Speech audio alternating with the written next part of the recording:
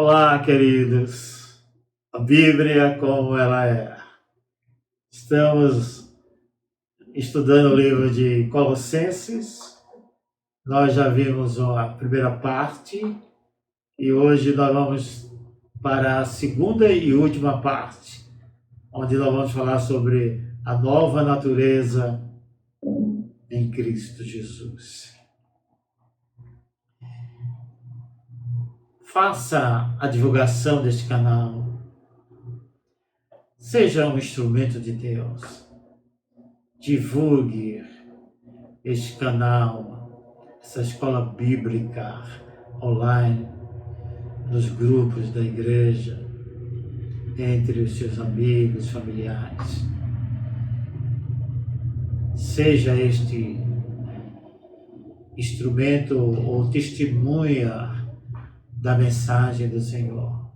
Faça algo para alguém também que ainda não conhece Jesus. Você pode indicar esse canal. Nós falamos da Bíblia, exclusivamente da Bíblia. A Bíblia como ela é. Nesta segunda parte, a nova natureza em Cristo. O apóstolo Paulo trabalha muito essa questão da nova natureza, da nova criatura. Em todas as cartas paulinas, nós nos deparamos com o apóstolo Paulo chamando a nossa atenção para a transformação, a mudança que houve do velho homem para o novo homem. Uma mudança radical. Mas é um novo nascimento, não é uma reforma, como muitos alegam que o Evangelho é apenas uma reforma. Não é uma reforma. O Evangelho é um novo nascimento, é uma nova criatura. Foi isso que foi dito para o Rabi Nicodemos, quando ele estava curioso para ouvir o mestre dos mestres, Jesus Cristo. Ninguém pode fazer esses milagres se Deus não for com ele. Ele tinha a convicção que Jesus era diferente, era um professor diferente. E Jesus, olhando para aquela criança de jardim de infância, disse: você precisa nascer de novo, Nicodemos. Você precisa experimentar um novo vinho. Você precisa experimentar a nova criatura. E Paulo fez isso. Paulo passou por essa mudança, transformação na estrada de Damasco. Foi uma experiência marcante na vida desse apóstolo. Foi um divisor de águas na vida dele. A partir daí ele nunca mais teve uma vida normal, uma vida superficial. Mas ele conheceu o Senhor dos senhores, o Rei dos reis. E mais do que isso, o Filho de Deus. E ele aqui em Colossenses, ele vai tratar exatamente dessa nova natureza. O passado, o novo homem. Uma vez que vos despiste do velho homem com os seus feitos. Colossenses 3:9.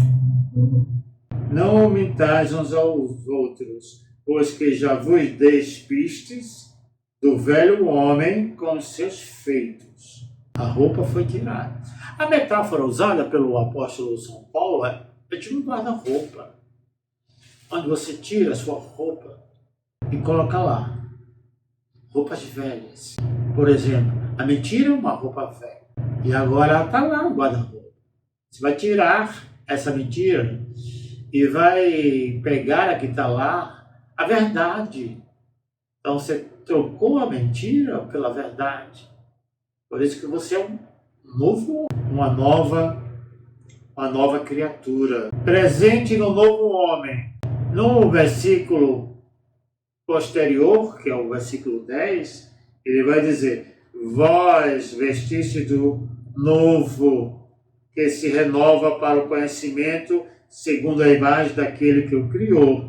E vos revestistes do novo homem que se refaz para o pleno conhecimento segundo a imagem daquele que o criou.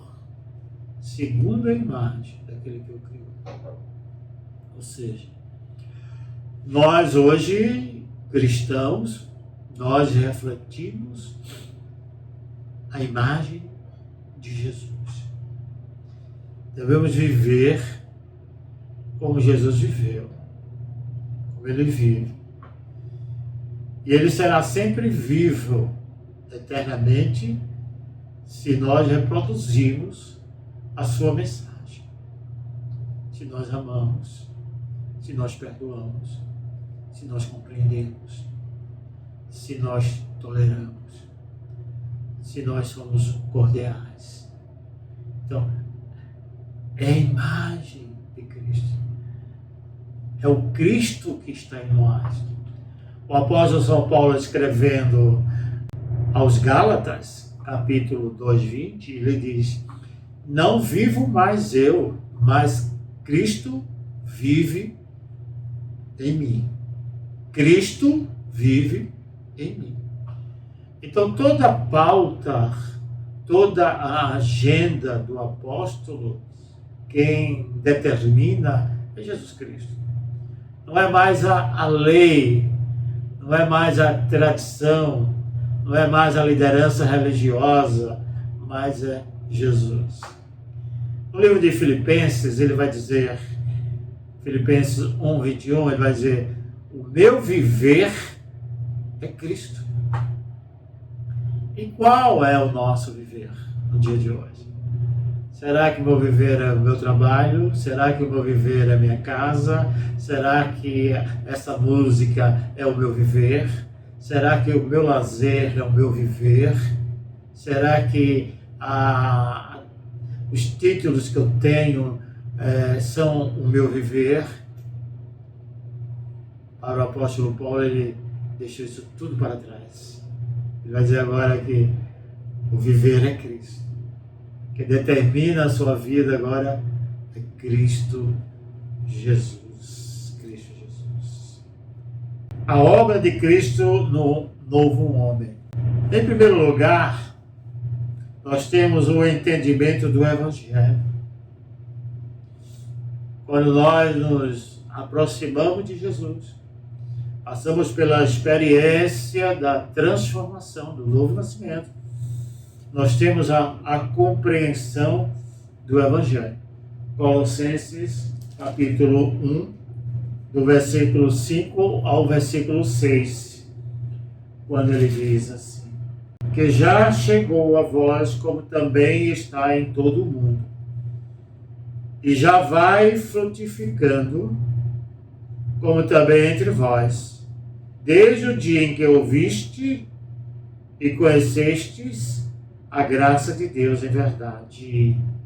Agora nós temos as boas novas, nós temos a mensagem de conforto, a mensagem de edificação, de fortaleza, de esperança, de amor, a mensagem de certeza para onde nós vamos, estamos no caminho certo, estamos indo para junto do Pai.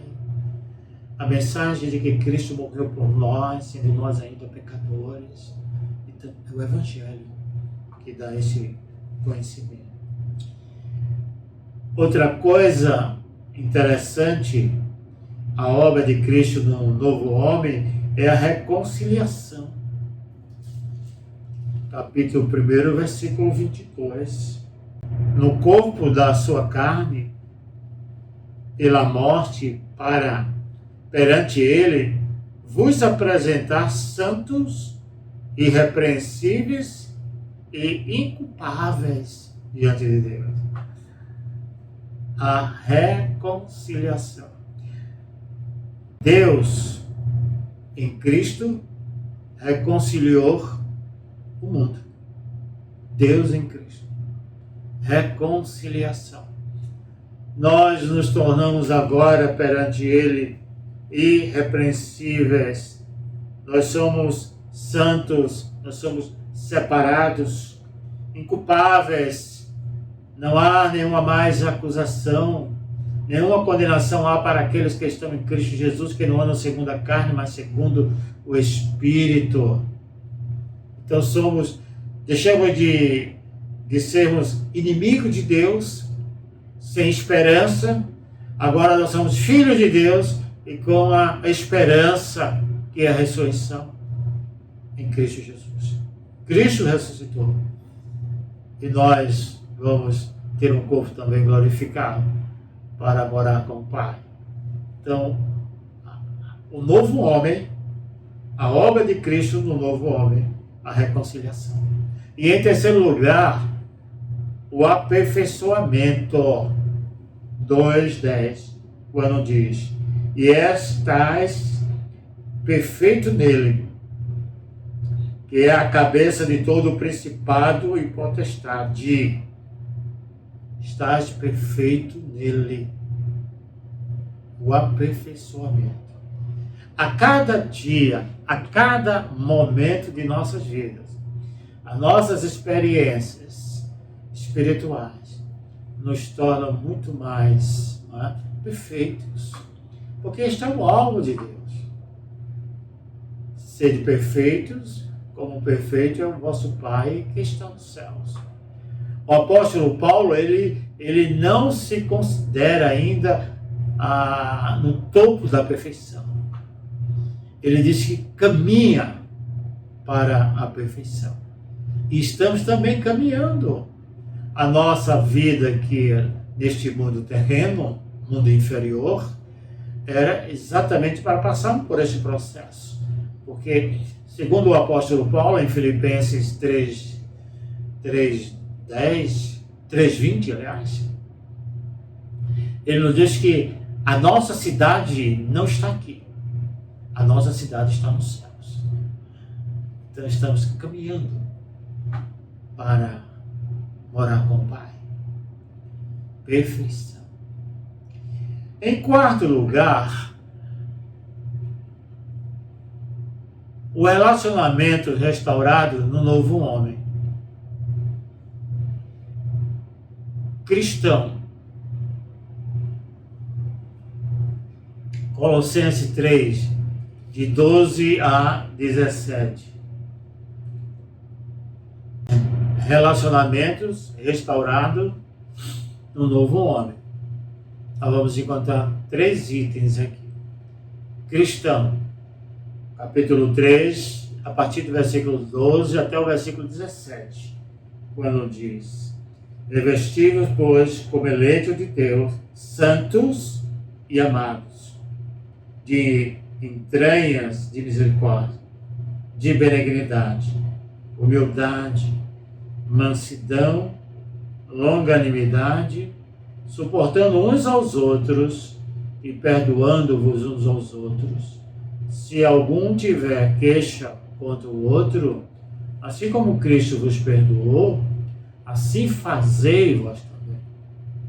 E sobre tudo isto, revestivos de amor, que é o vínculo da perfeição, e a paz de Deus, para a qual também fostes chamados, em um corpo, domine em vossos corações e sedes agradecidos. A palavra de Cristo habite em vós abundantemente, em toda a sabedoria, ensinando-vos e admoestando-vos uns aos outros, com salmos, hinos e cânticos espirituais, cantando ao Senhor com graça em vosso coração. E quando fizeste por palavras ou por obras, fazei tudo isto, tudo em nome do Senhor Jesus, dando por ele graças a Deus Pai. Então, restauração na relação interpessoais, perdoando-vos uns aos outros, suportando uns aos outros, cheio de misericórdia, benignidade, humildade, mansidão, longanimidade, revestível de amor, que é o vínculo da perfeição. É a restauração no novo homem, criado segundo a imagem de Jesus. Em segundo lugar, a restauração na vida familiar. Queridos, nós temos aqui, tanto em Efésios como em Colossenses, a exortação para a família, capítulo 3, versículo 18, que diz: vós, mulheres, estáis sujeitos aos vossos maridos, como convém no Senhor, e vós, marido, amai as vossas mulheres. A relação conjugal, a relação familiar. Marido amar a esposa, como Cristo amou a igreja. A esposa submissa, ou seja, submissão, companheira, auxiliadora, aquela que está ao lado, aquela que foi colocada para ajudar, para consolar, para entender. E a relação entre pais e filhos deve ser harmônica. Os pais não devem irritar os seus filhos, os filhos não devem desobedecer os seus pais. Então, no novo homem, há esta restauração familiar. Nessa epístola, aprendemos sobre a completa suficiência de Cristo, em contraste com a futilidade das heresias humanas. Que Deus nos ilumine, nos guarde, nos proteja. Amém.